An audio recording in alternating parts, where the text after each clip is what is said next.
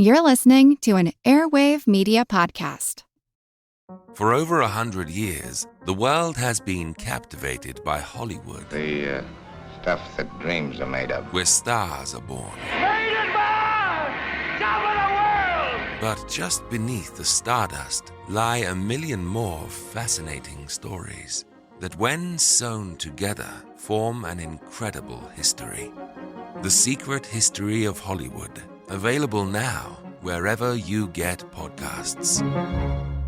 Hey everybody, real quick before we get started, don't forget about your chance to win a pair of AirPods Pro or Beats Fit Pro. Just rate and or review the show and send proof that you did. Like a screenshot of you giving us 5 stars or whatever. Go to fantheoryqueries.com/contest for more details. Oh, and you get multiple entries if you review us on multiple platforms. Okay, bye.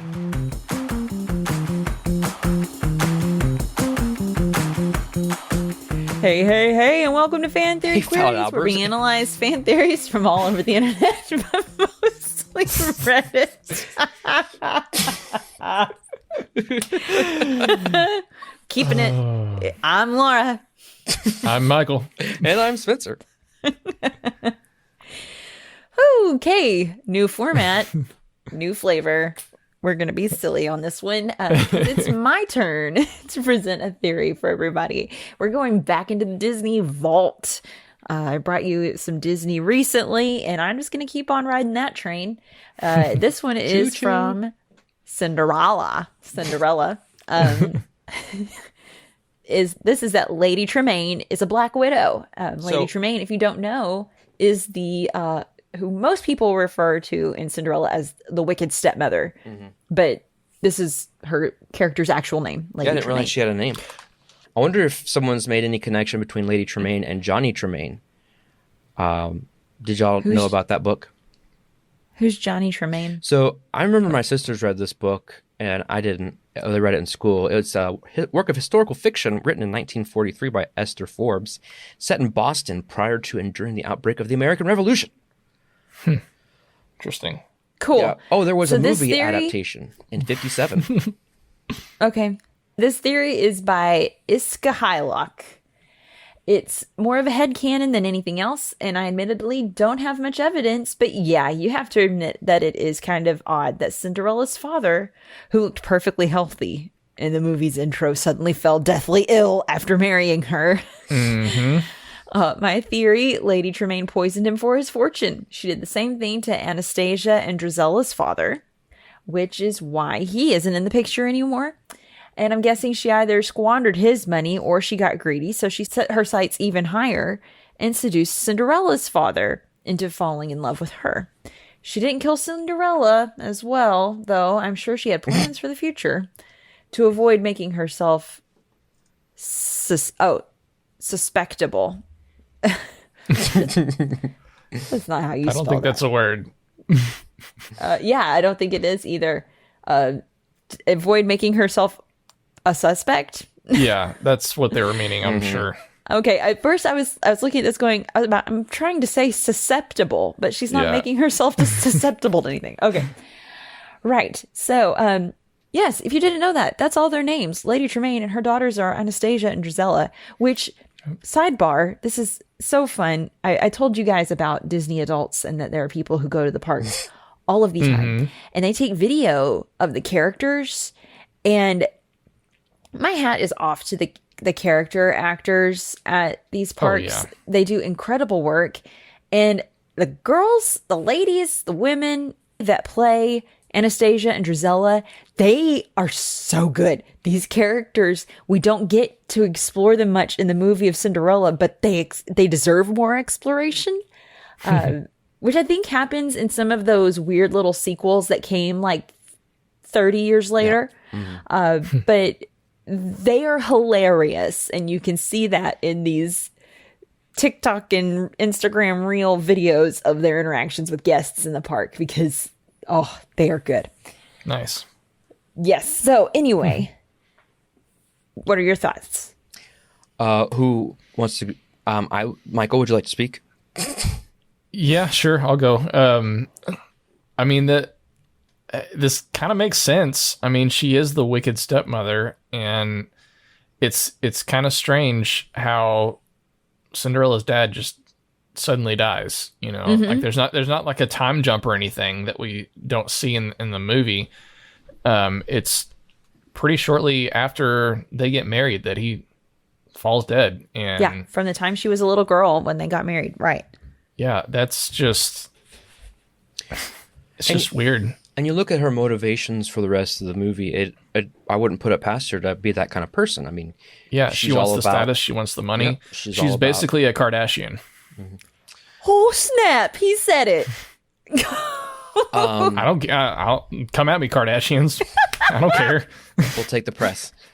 I'll just turn on the heater and melt all the plastic in your body. Oh, all press is good press. We'll take it. That's right. I agree. And even just the look on her face and her eyes, they are so cold Oh, and dead. I mean, Yeah. you'd have to be a killer. She's Yeah. done some things, you can tell. yeah. Now, do y'all know anything about like the original text? Is this a character made specifically for this movie? Because I'm looking at her character, and apparently she doesn't appear until this movie. I'm sure the name Lady Tremaine, yes, was made by Disney for this film. Okay. Because I can think of the movie Ever After with Drew Barrymore, and it was Angelica Houston in this sort of role. Keep in mind that Ever After makes it a much more like a medieval time period. Yeah.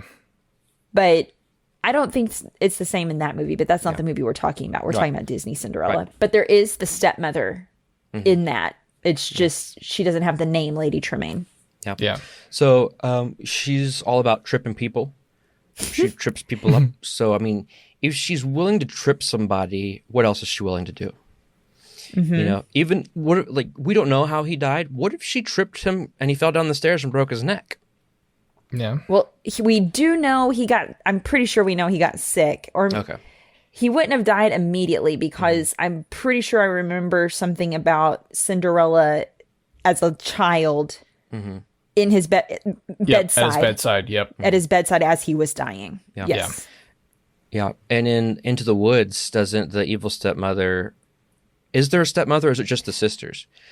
Remember, because she wants Melissa them, played... Yeah. She wants the stepdaughters to cut off their toes so that their feet would fit in the... Which is from the original lore, yes. One daughter cuts off her heel in order to fit her foot into the shoe, and it doesn't work, and the shoe fills up with blood. Yep, and then... and I mean, like the prince is like, oh, okay, cool. The shoe fits. They get on the horse. Oh, what's all this blood all over the ground? Oh, that's coming out of the shoe. Your foot doesn't really fit in here. They go back. Other sister, my foot won't fit either, Mom. Well, then let's cut off your big toe. They cut off her big toe, put her in the shoe. Hey, look, the shoe fits because it slides on because their feet are slick with blood. And yeah, It clearly doesn't bother dear old mother. She's to do to her children. Okay. Yeah. I'm curious to see what other people have said about this theory. Yeah, let's hear some comments. You don't say. Well, I've got some I did. I just hot, said fresh comments ready to go here from Vidogo. I want to say it as Vidogo. Okay. It's very possible. Mostly gets written off as Disney princesses don't have dad's / mom's memory, but yeah, it's a darker interpretation and I like it. But yeah, didn't kill Cindy because she knew she could mold the sweet, mostly passive girl into exactly what she became, a maid she didn't have to pay. Still a bit of a liability, obviously. Yeah, clearly. Let's see.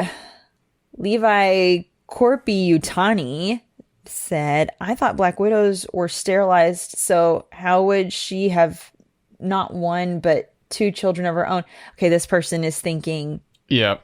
of MCU Black Widows. Yeah. Yes. My only explanation would be either this was before the practice became standard, or unlike with Ella, Lady Tremaine wasn't as messed up with her first husband and actually liked and bonded with his kids, but by the time she got to Ella's father, she had been reprogrammed, and such was much more cruel as to make sure she didn't bond with any more kids and jeopardize the mission. They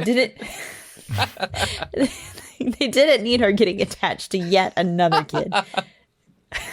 It's an interesting theory, but I'm not sure I quite buy it. I don't know. Dude, this guy went in left field. Yeah, I am digging this whole concept of Lady Tremaine as an actual Black Widow in the Marvel Cinematic Universe. She's just side by side with Scarlett Johansson in their training. Maybe she and Florence Pugh. Pew. Maybe she was Florence Pew Pew. married to is it Taskmaster? Who's the guy that Red Guardian? Red Guardian. Maybe she's married to him. But then he would die because she's a Black Widow. So that's the assumption going on here. The term Black Widow for a woman has been around for a very long time, and it's always meant to be about women who marry a man, or usually marry so that they have law supporting their claim to get all the stuff after they kill the guy, and they move on to the next man, and they'll usually have several men that in their trail that they've killed in order to get their money. That's been going on for a long time, people. That we are not talking about. That's not a solely MCU concept, and that's something that is kind of frustrating me about nowadays. If you talk about anything that like the MCU references in passing, everybody thinks it's that concept, and it's like, no, I'm talking about the real one. The one that's been around for a long time. Yeah. Like how it drives me nuts when kids are like, oh, I know this song. It's from blah, blah, blah movie. And I'm like, that song was around for 30 years before that movie came out and used that song. That kind of stuff bugs me. do you also yell at people to get off your yard? No, my dog does that for me. If I had a yard, I would. You would, Michael. I definitely would. Back off, you Gen Zs. Yeah, get out of here, you. Yeah, this person was out of nowhere, but Vidogo's digging this theory, guys. Yeah.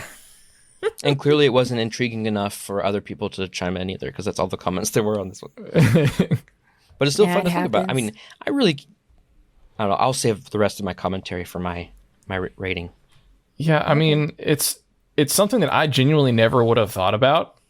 Like, this idea never would have come across my mind if it weren't for us reading this theory. But it makes sense to me, like it's a good explanation for her being such a horrible person, It gives us backstory that we don't, or a little more flavor and backstory that we don't already have. Exactly. Yeah. But it's reading between the lines. It's not necessarily like making things up. You're reading between the lines of what we've been presented by Disney. So I don't think it's totally out of left field. But anyway, I mean, it's almost midnight and Spencer's about to turn back into a slug. So what do you say we take a break and come back and rate this theory? I say, if I'm a slug, then you love slugs, because you married me and bore my little slug children. Ugh, gross.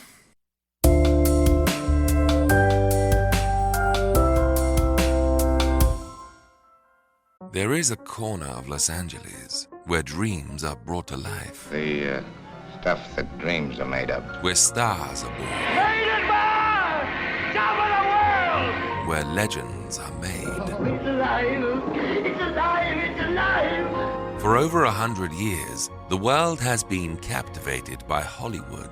But just beneath the stardust lie a million more fascinating stories. Tales of heroism, villainy, betrayal, passion, tragedy, and triumph that, when sewn together, form an incredible history. The Secret History of Hollywood, available now wherever you get podcasts.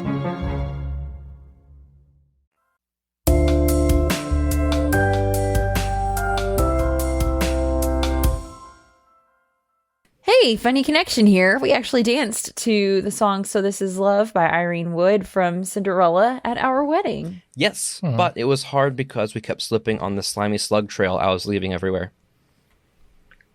Yeah, I'm going to go ahead and change the subject and explain our rating scale. The highest rating that we have is Genius. This is reserved for only the best theories, which we believe are better than the actual canon. The next step down is Plausible. It's a good theory, it's believable. Unlikely is next. It's not a terrible theory, but pretty unlikely, as the name suggests. And then the last thing is Preposterous. These are the theories that are just stupid. Basically, we're all dumber for having listened to them. Okay, so Thank you for that, Michael. What are we going to rate this? I'm going to say, it's definitely plausible for sure. I don't know if I'd go as far to say it's genius because it doesn't really take a whole lot of cleverness. It's almost like it's a given, kind of. Like, whenever this idea is brought up that she could possibly be a Black Widow, and I just sit there and like, no, okay, yeah. I mean, it's almost like it was a plot point that was just kind of left out because it was a children's movie. Because there's no reason not to believe that. Everything and what kind of person that she is supports, in my mind, that she would be capable of something like that, including what the links the links that she will go to get what she wants, which is status and money and that kind of thing. I mean, I guess I'll say genius. Might as well. I'll just accept this as my canon. That's one of the criteria for being genius. So sure, genius. Yeah, I am also going to go genius with this because, like I said before, it just makes sense to me. It feels like it's, like you said, Spencer, just part of the backstory that was left out, and this is connecting a hole that I didn't realize was there. So, yeah, genius. Well, I mean, I agree with you guys. I think this is genius. I definitely think this is canon. Maybe it's just something that, this film released in 1950. Maybe that's the kind of thing that audiences back then, the adults, definitely would have just assumed. Yeah. I guess it was much easier to be a Black Widow back in the early 1900s than it is today. Early 1900s, it's 1950. But if they were adults in 1950, they would have grown up with the concept of people getting away with being, oh, the lady down the street is a Black Widow. Did you know that? Mm-hmm. True. And that's what I'm saying is, yeah, it was just maybe that was, we keep talking about movies nowadays. There are things for the adults as well for the kids. Mm-hmm. They just threw in that little Black Widow wink for the adults. Oh, by the way, they got married and he died the next day. You all know what that means. Yeah, so I agree. This is genius. This is my new headcanon. Well, cool. Thanks, Laura, for bringing this theory to us for us all to discuss. But anyway, having said all of that, it is time to bring this episode to a close. But before we do, I would like to share, if you don't mind, do you guys mind if I share something fascinating with you? Do we have a choice? Just make it quick, man. Okay. Rip off the Band-Aid. All right. Well, no, I'm serious, though, when I say this is fascinating, because I still am thinking about it 10 minutes or 15 minutes after I first read it.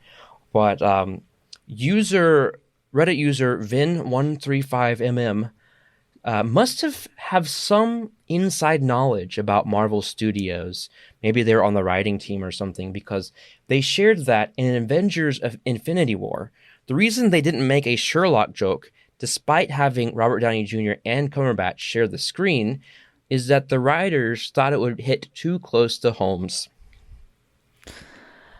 Wow, that's good. That was actually a good one. That's a good one. I actually found that in the dad jokes subreddit. Nice. I like it. Thank you. Yeah. I like that was a good one. Thank you, Vin 135mm. This has been Fan Theory Queries. I'm Laura.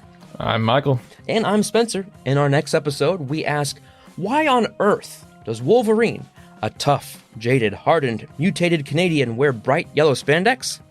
Subscribe to Fan Theory Queries so you don't miss out on that and other fascinating fan theories. Fan Theory Queries is part of the Airwave Media Podcast Network. Visit airwavemedia.com to listen and subscribe to their other fine shows like Good Job Brain, Monster Talk, and the Pirate History Podcast. There is a corner of Los Angeles where dreams are brought to life, The stuff that dreams are made of. where stars are born, Rated by top of the world! where legends are made. It's alive! It's alive! It's alive! For over 100 years, the world has been captivated by Hollywood. But just beneath the stardust lie a million more fascinating stories. Tales of heroism, villainy, betrayal, passion, tragedy and triumph that, when sewn together, form an incredible history. The Secret History of Hollywood, available now wherever you get podcasts.